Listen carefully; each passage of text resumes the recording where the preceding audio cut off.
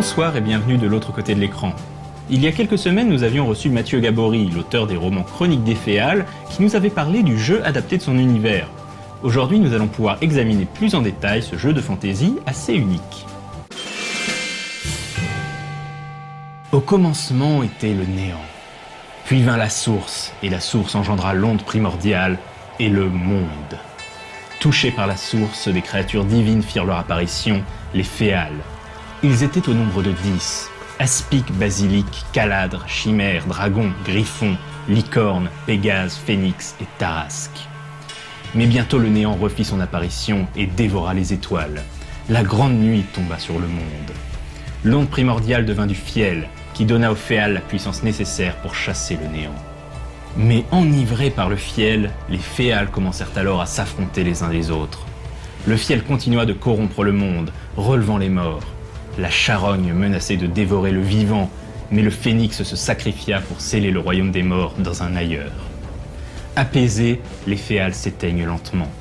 Une nouvelle espèce fait son apparition et se rassemble autour de ces créatures fantastiques, les hommes.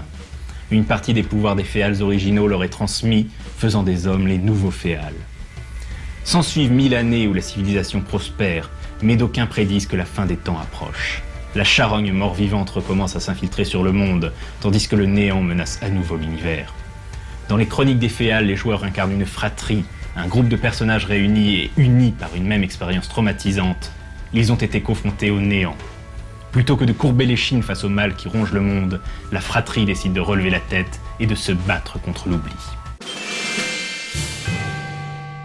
Les joueurs incarnent des personnages issus des 9 royaumes des Féales. Ils seront par exemple Aspic ou Caladréen, Grifféen ou Pégasin. Chaque Féale est associé à 2 pouvoirs divins que l'on nomme voix mimétiques. En plus de cette voix, le personnage sera déterminé par des dons, des particules, des traits et des domaines, ainsi que par ses compétences communes comme le combat, la furtivité, le négoce, etc. 2 autres particularités viennent différencier les personnages des Féales des personnages de fantasy habituels. La première s'appelle les énergies. Le personnage possède en effet une valeur d'onde et une valeur de fiel qui influera son comportement et ses humeurs. L'autre particularité est le trauma provoqué par la confrontation avec le néant et les séquelles qu'il a provoquées. Le système de jeu des Féales est basé sur des jets de dés à 10 faces. Le principe de base, réduit à sa plus simple expression, est le suivant. Lorsque le joueur veut utiliser une compétence, il va lancer autant de dés 10 que son score dans la compétence. Selon la difficulté de l'action, il doit obtenir 1 à 6 réussites sur les dés lancés. Les réussites sont les dés dont la valeur est inférieure ou égale au domaine correspondant. Les domaines sont par exemple le corps, l'esprit, la foi, etc. A noter que si le dé 10 obtient un 0, alors c'est un échec car le 0 représente le néant.